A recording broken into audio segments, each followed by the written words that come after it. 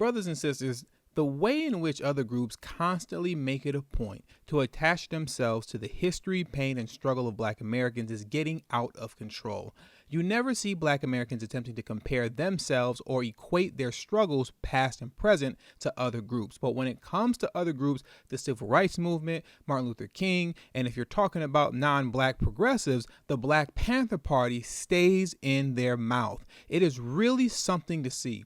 But this time, one of the most egregious comparisons to date was made by Purdue University professor Cheryl Cooky, who compared transgender woman Lia Thomas to Jackie Robinson, stating that we should be celebrating Lia Thomas like we did Jackie Robinson. Women's sports are situated at a paradoxical intersection wherein sex segregation? Sex segregation? You see, this is what I can't stand.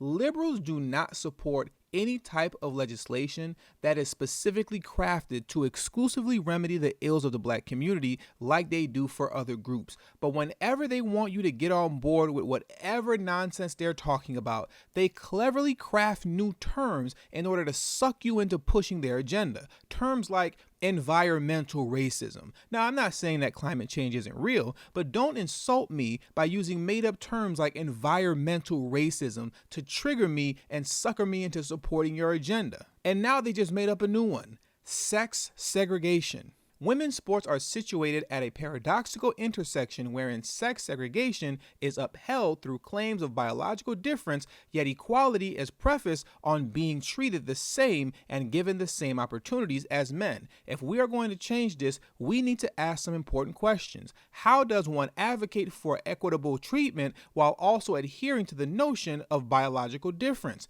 If separate is not equal in the case of schools, bathrooms, restaurants, or other social institutions, can separate ever truly be equal in the case of sports? Would gender-based discrimination in sports be eradicated if sports were gender integrated?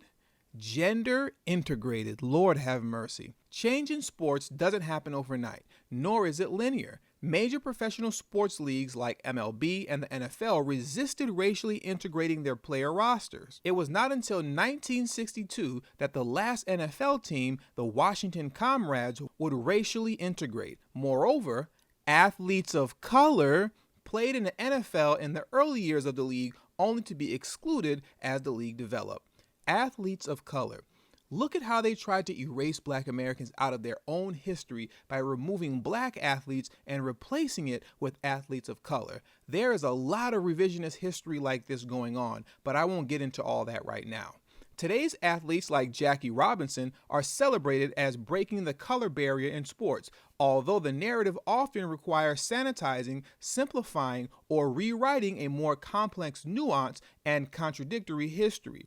There remains, though, a cultural investment in celebrating sports first, whether it be Robinson as the first Black MLB player, the first openly gay active player in the NBA, the first non-binary U.S. athlete to participate in the Winter Olympics, or the first woman to score in a Power 5 college football game. Many of the athletes who become the first encounter resistance, backlash, and oppression, especially from those who have historically benefited from the status quo in sports. Part of what makes the first stories so compelling is the resilience, determination, and love for the sport exhibited by the athletes and their motivation to break down barriers, despite the naysayers. Thomas, as the first transgender athlete to win a Division I NCAA championship, deserves to be placed among the other first. She should be embraced in the history of progress that sports represents and recognized as the trailblazer that she is. Now, here's a question.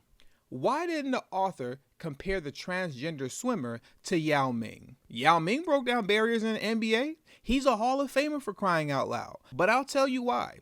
It's because the AAPI community does not have the same history of pain, struggle, and triumph that Black Americans have. For lack of better words, it doesn't hit the same. Because everybody knows how bad the U.S. government, corporations, and organizations effed over Black Americans past and present.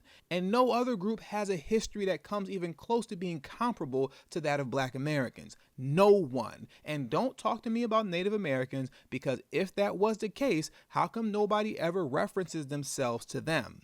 Exactly. But you stay with Black American heroes in your mouth when it comes to politically elevating your group or to get a vote. Dr. King, all in your mouth. The Civil Rights Movement, all in your mouth. Black Panther Party, all in your mouth. Just knock it off already.